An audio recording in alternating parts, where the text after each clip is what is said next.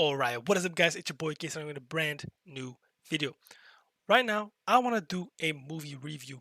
And the movie I'm reviewing today is going to be Captain America the First Avenger. Now, hold on. I know what you're thinking. Captain America and the First Avenger? Are you... Of course, I know. It's an old movie.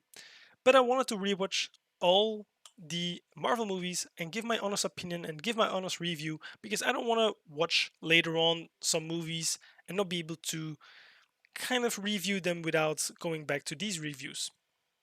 Now, to start off, I want to say that I'm going to kind of split this review in three options, in three parts basically. So, first, I'm going to talk about the story in general. After that, I'm going to talk about the characters I really enjoyed in this movie and who I really disliked in this movie. And after that, I'm going to talk about my general opinion about the whole movie on its own. Now, I'm going to start by the story. The story is really great. In my opinion, it's kind of like a war movie, right? So here you have America versus Hydra, Hydra being like a Nazi kind of styled enemy. And of course, America trying to stop the war because, you know, they're trying to get more powerful. And of course, America doesn't want to let that happen. Just like in the Second World War with Germany.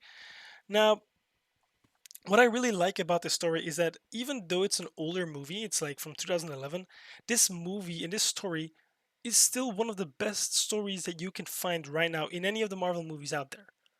Me personally, I really enjoy war movies, and this movie really gave me like a feeling like I'm not watching a I'm not watching a Marvel movie, sorry, but I'm watching this war movie, and you can kind of see that like the whole story is kind of like the movie that you can like everything every character is almost possible to put yourself in their shoes. Of course, the only real difference is that instead of just going after countries, they're going after Tesseract to like get more power. Of course, in real life, we don't have a Tesseract that gives us power, at least not that we know. And of course, we don't have a Captain America or anything that is going to save the day for us. We don't have all that power. Now, beside that, it's really realistic about the whole story, and I really enjoyed it being that realistic, right? Now, of course, it's in my opinion, it's one of the best stories out there. Now, for characters, I really enjoy some of the characters that are in this movie. One of them being, of course, obviously Steve Rogers. Steve Rogers is the main character. And I really enjoy his character. I really enjoy him as a Captain America. In the beginning, like when I was younger, I used to dislike him a lot. I don't know why exactly, because now rewatching it, obviously I'm older and I'm smarter it seems, but I do really enjoy this character. I really like how he is, and I feel like most people really like to be like him and think the same like him. How they want to save the world and they would just want to help everybody, but while they're like not really the strongest, right? So like the not strong people are mostly shown off as to be useless, but they show him as a smart person. Like he's always smarter than the other soldiers does and are, and that really shows like you don't need to be as fit or as strong to be useful for the army, right? Because sometimes you may feel like maybe you want to go into the army, but you feel like you're too skinny or something like that. And Steve Rogers really came from that as well. Like he came to be skinny, but of course he changed that and he, you know, got the serum to become bigger. But he also showed that his brain and his participation into helping the team is really much better than most of the characters that are there. Most of the people in that army, you know, they just think about themselves. And I really enjoyed that of him, of course.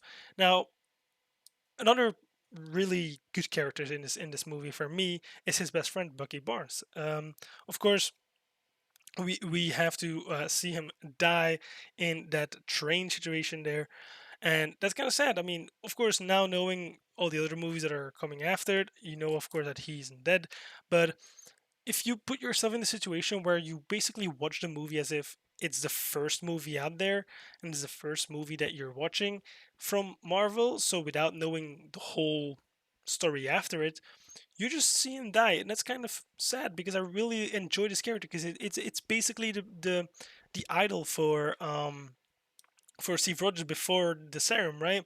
I mean, at least that's how I feel about his character. Like, I feel like Steve Rogers wants to be him and wants to have the same, like, the same chances like Bucky Barnes does, because Bucky Barnes is like a bigger guy and he's stronger and he's actually fit and he gets attention from girls, which he doesn't get. Steve Rogers gets bullied more and stuff like that, and he gets signed for the army while Steve Rogers doesn't. So I feel like in a way Steve Rogers wants to be like Bucky Barnes, and I can understand that, of course.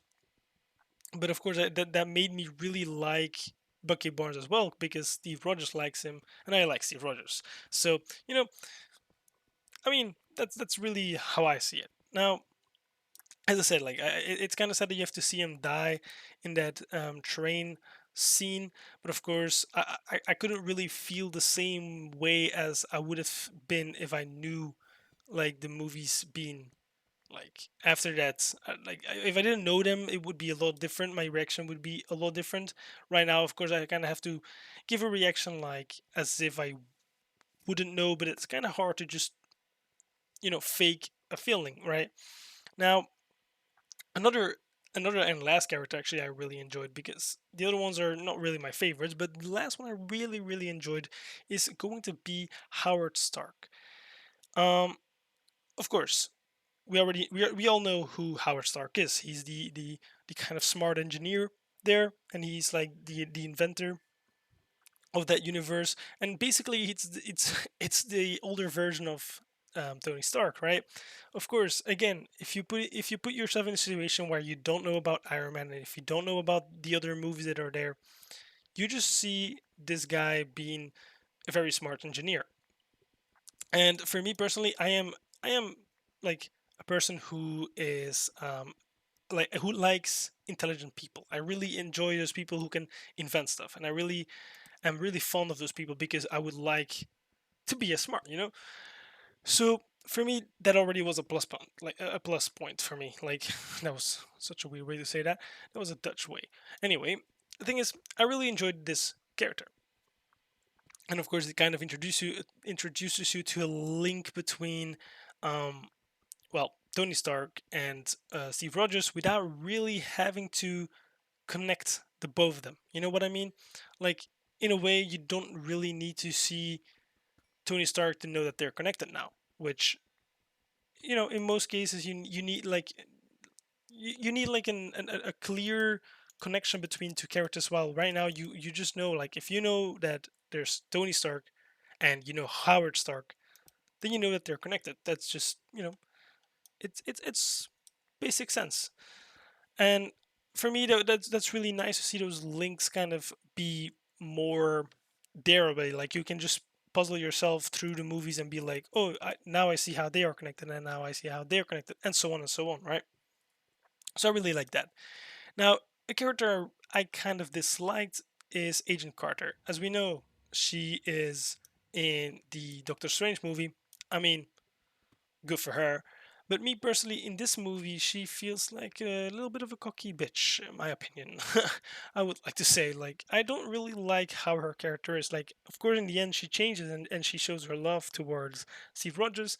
But before that, she just knows that she's on top and that she's the boss. And I know it's in the army that it's a normal thing. But yeah, it's something I really didn't really like about her.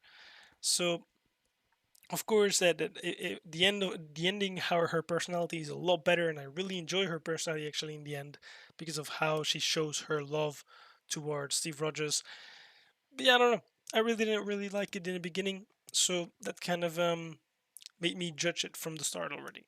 Like, more the bigger part of the movie, she's just something I really dislike. Now, of course, about the other characters, there's a few other characters that I'm not going to talk about, of course, because there are a few less important, I would like to say. But the last and pretty important character I want to talk about, of course, is the villain. The villain, of course, being Red Skull. I really like that he's also connected with Captain America, with Steve Rogers. Of course, he's like the first. At least if I understood that correctly, he's the first attempt of the serum, basically, to see if he can also get those powers. Of course, it kind of went wrong because his face is all red, literally. That's why his name is Red Skull. Um, so of course it didn't go well, but it kind of connects the two of them together. Like because of that, we kind of see that they're, you know, they are similar. He and Steve Rogers have something in common, and that I really like when that's like the thing. Like for example, the same is with if you go for example to DC movies or DC characters, you have Flash and Reverse Flash. I really enjoy those characters because they're literally opposites, and I feel like this is kind of the same situation. They both are like have super strength, and they both have have taken that serum, and now they have to face each other. So that's something I really personally enjoyed about this character. Now, in general, the movie is really good. I said it before, and I will say it again. It's a movie that you can watch nowadays and still feel like it's a movie that is made nowadays. Of course, there are some sound effects that are obviously pretty old. If you hear them, they're used everywhere, like those screams and stuff. They're goofy, and then I really I really like it personally. Now, as I said, it might be one of the best solo stories that is out there, and it's definitely one of the better solo Marvel movies that are out there. And yeah, I'm kind of I would kind of say that this is maybe one of the best in my opinion. Like I would say like this is basically gonna be like my top three of solo movies at least in the Marvel universe. So yeah, but that's about it. Thank you for watching. Peace out, boys.